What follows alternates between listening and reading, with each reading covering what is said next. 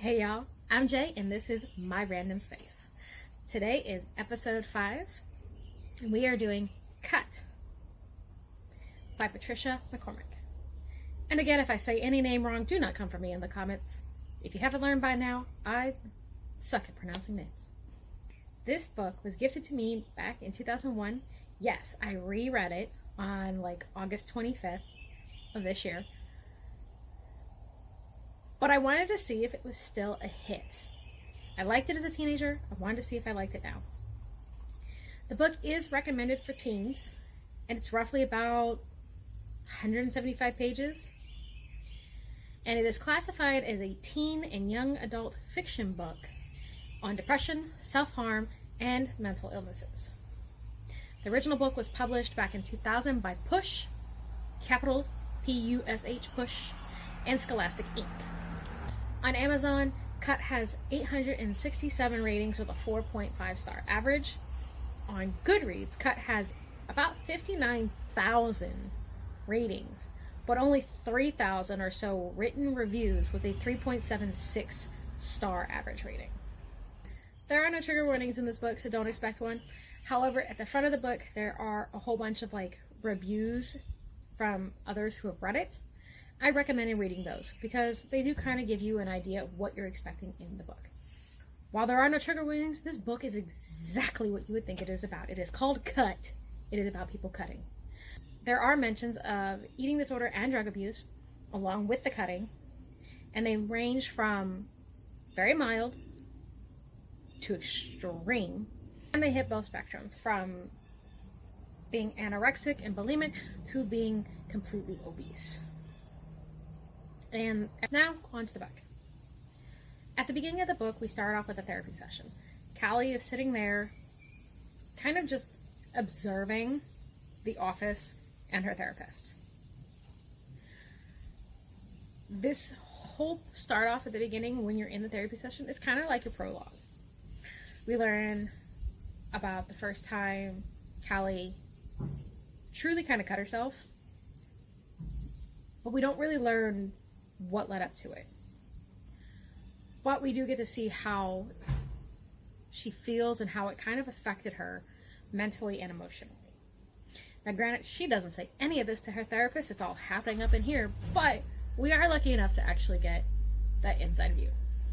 At the end of the therapy session, as Callie's walking around, she gives us a little bit of details. She tells us that she's at Sea Pines, a facility that is known to actually help people. There is a paragraph at the very beginning of the story where she kind of goes into describing how the guests there, the people who are at the facility, don't call it Sea Pines, they call it Sick Minds. It's their inside joke.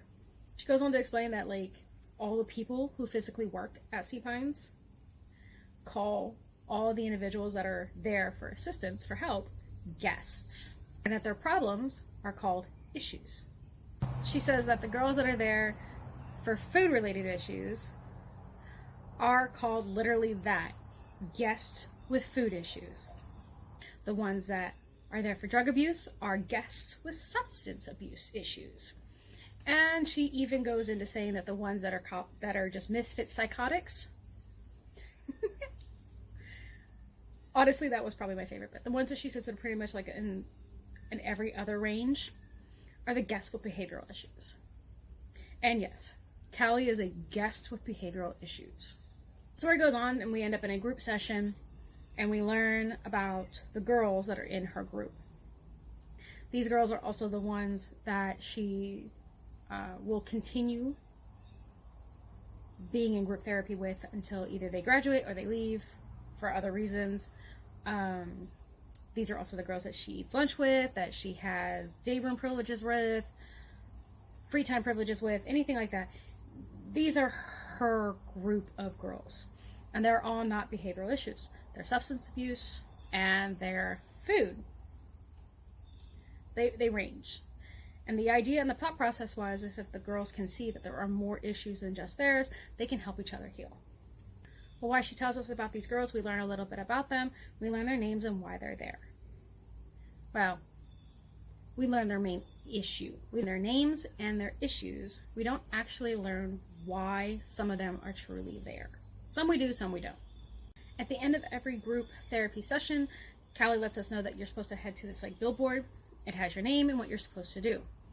It also tells you, you know, where you're going and apparently who's going to be your escort. Escorts are only for like level 1s.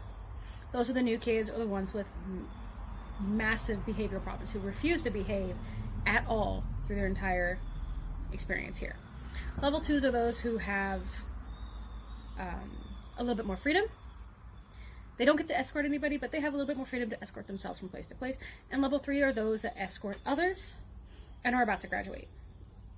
So we learn that while we're at the billboard, learning where she's going.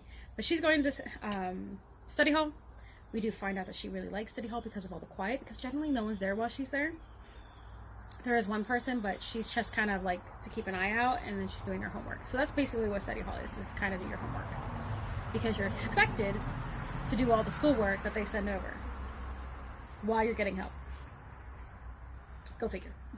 After study hall, she gets taken to her individual assessment, which is basically just therapy, by Ruth. And she tells us a little bit about Ruth, how, you know, Ruth doesn't really talk to her, and, you know, Callie doesn't really talk to Ruth doesn't really talk to Callie, and they kind of get along in that sense. She really doesn't know much about Ruth, and she just kind of wants to know why she's there, why she doesn't smile, you know, all that kind of stuff. During one of her therapy sessions, we learned that the day before was Family Day, and her therapist is asking her, you know, how'd it go? Tell me about it. And of course, Callie doesn't say a word, at least to her therapist. For us, we learn a lot. We learn that her mom and her little brother Sam showed up. We learned that her dad isn't around. You know, apparently he's picking up more shifts because apparently there are insurance issues. She is having a massive panic attack. And yes, there is a reaction to this having a panic attack. No, I'm not going to tell you, read the story. But again, she doesn't say any of this to her therapist. She only tells it to us. And the therapist says, okay, have a nice day, I'll see you another time. Then it's mealtime. We learn how mealtime works. Mealtime, basically, you know, they sit in their little group. Some of them are having discussions, some of them are not. Some of them are eating, some of them are not. But we do learn that they pretty much try and finish mealtime, at least dinner, really fast, because the first one to the day room gets the remote and control over the TV. Since Callie is not a big talker, she doesn't actually hang out with anybody at Sea Pines. She chooses to do her laundry or other things while there's free time in the day room. So we get to meet Ruby, who apparently is Callie's favorite attendant, because heaven forbid you should call them nurses. But it's Callie's favorite attendant because Ruby doesn't seem to mind that Callie doesn't talk. She kind of just is like answers for her in a sense, but understands what's going on. Callie also states that Ruby is the only one that truly dresses more like a nurse than anybody else. Everybody else is like business suits. So, you know, because we're assistants. We are here to help. Callie's like, yeah, you're a nurse. It's fun to watch. It's fun to listen to her mind work. But Ruby's the one who takes her down to do the laundry, you know, sneaks her little candy treats every now and then, brings her back up, brings her back down, you know, the whole nine. But again, Callie likes Ruby. The next time Callie does an individual therapy session, of course, Ruth is escorting her to where she needs to go. And when Callie gets dropped off, before Ruth leaves, she turns around and smiles. Doesn't say anything, just smiles. But Callie thinks it's like Ruth's way of trying to practice. So she looks her straight in the eye and hopes that Ruth understands that she understands and she's okay with, you know, her practicing on her. Apparently it's good enough for Ruth because she just pieces out and does it. There is another time where Ruth shows up in the book and she's escorting Callie And I think it's like for the last time that she escorts Callie, but she escorts her and basically tells her, you know, that she's graduating, she'll be leaving Sea Pines, and that, you know, she's gonna miss her, and, you know, all that kind of stuff. You only get to see Ruth like 3 times, but it's interesting to see that in those 3 times, how much progression the girl made in just talking to Callie. Of course, we also don't know how much time has also passed. You know, it could just be 3 days, but, you know, we also don't know. There's no actual timeline in the story. Somewhere along the line, a new attendant comes to Sea Pines and is in the day room trying to interact with everybody, and she tries to interact with Callie, but of course, we all know Callie ain't talking, so the attendant doesn't like that. But, you know, Callie just don't really care. More time passes in the book, and then we end up in another group session. This is where a new guest comes. Her name is Amanda, and unfortunately, this girl is so obnoxious. Is that the word I'm looking for? Probably. She's obnoxious. But she's especially obnoxious to Callie. And during the whole read of the book, I couldn't figure out why. I still can't figure out why. But yeah, she's obnoxious. But anyways, Amanda is the reason why Callie's group finds out why Callie's actually there. Apparently no one knew why Callie was at Sea Pines, like what her issue was. And because of Amanda, now they know. And that just makes Callie go more into herself, if that's physically possible. Some things happen within the book, and they're like from pages 50 to 57. All right. Yeah, this book is this big, okay? So from 50 to 57, there's something massive that happens to Callie. No, I will not tell you, yes, you need to read the book, but I will tell you that they're hard and they're emotional, but they are absolutely necessary for the storyline. But I will also say that what happens within these pages gets Callie to start talking.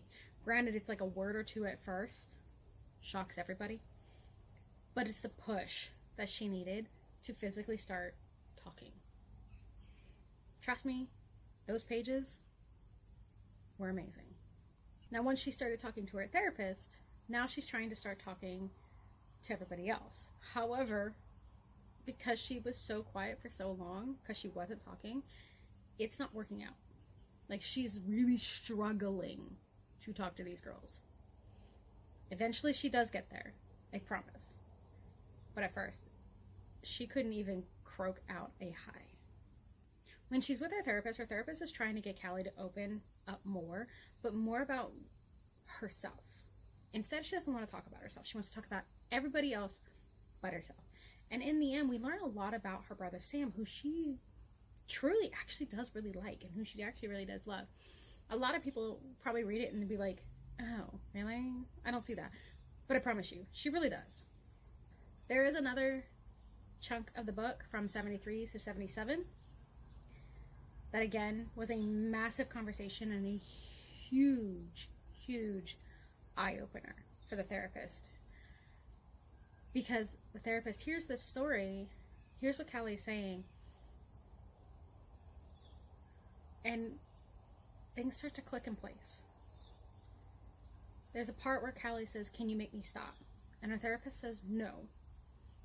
And then Callie says, "Well, can you help me?"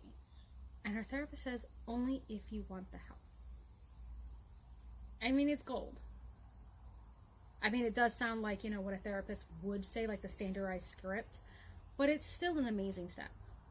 When she starts talking to her therapist more, like I said, she talks about everybody else but herself. She talks about the girls in group, she talks about her dad, she talks about her mom, she talks about Sam, she talks about track, home life, school life. She talks about everything else but herself. But like I said, all of this helps her therapist make the click. We get a little further into the book, and then we realize one of her group mates, Becca, who has a food issue, has a heart attack, I want to say. Something bad happens and she gets really, really sick. She has to be taken to the hospital. All this. He's taken to another part of Sea Pines. I think they call it Humdinger. I don't remember the actual name of the section of Sea Pines, but the guests at Sea Pines call that place Humdinger. Basically, it's those that need a little bit more restraint. Rebecca ends up there, and she's there for a while. When she finally comes back to group, there was this huge conversation that had happened. It's weird because when Becca got sick, Debbie, who is the obese food issue girl, says it was her fault because she should have seen, she shouldn't have, been so codependent on Becca, the whole nine. But this is where Callie opens up and says it wasn't her fault, it wasn't Debbie's fault, it was her fault because she saw what Becca was doing and she didn't say anything. But when Becca finally does come back, like I said, there's this whole thing where she's expecting everybody to be so excited to see her and is shocked when everybody's mad or sad about what she did and all of this. So she leaves, and that's kind of it with Becca. Tiffany is another one of the girls, and if I remember correctly, she's a substance abuse issue guest. But apparently she has to leave because of insurance issues. Apparently there was only enough money in the insurance for 1 month, especially because this was a self-infliction issue. It doesn't sound like it wouldn't be a far-fetched for an insurance company to go like that way. So, unfortunately, Tiffany has to leave. She shares a big secret with the girls, which is absolutely adorable. And that's that. And there's Amanda. She is still being weird and obnoxious. But in her own weird, obnoxious way, she's also kind of helping, but not helping Callie. I know it doesn't make sense, but you're just going to have to read it to figure out what I mean. Because honestly, it makes sense when you're reading it. More time moves on in the story, and Sydney and Tara move up to level 3 with Debbie, which all means they're going to be graduating soon. Callie ends up leveling up to level 2, so now she can escort herself around. She has a little bit more freedoms. Then something even bigger happens. And it's more a conversation between her and her therapist. No, I'm not going to tell you, you have to read the book. But the conversation happens, and then Callie does something that I'm kind of surprised wasn't even mentioned before in the book, like even as an attempt. She ran away. But she really didn't, because she ends up right back. Again, you have to read the book to understand what I'm saying, but I promise it's worth it. Now, I rated this book a solid 4. Yes, I did read this back in high school. I just enjoyed it. It was a good book to read, and beyond being a book, that was all I got out of it. However, reading it now, I see it in a whole different light.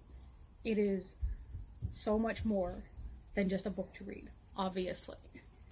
It's still a banger. Do not get me wrong. I still absolutely enjoyed it. And, I see the work that the author did.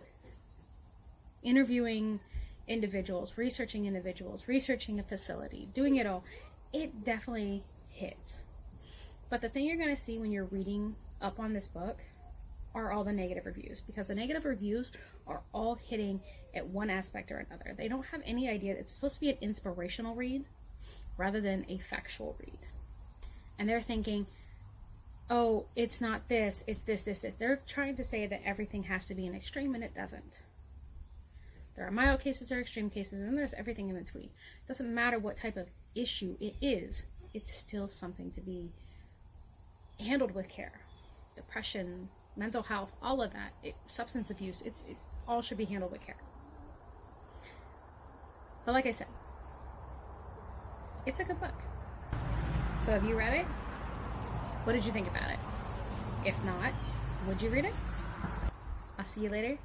for episode 6. Bye, y'all.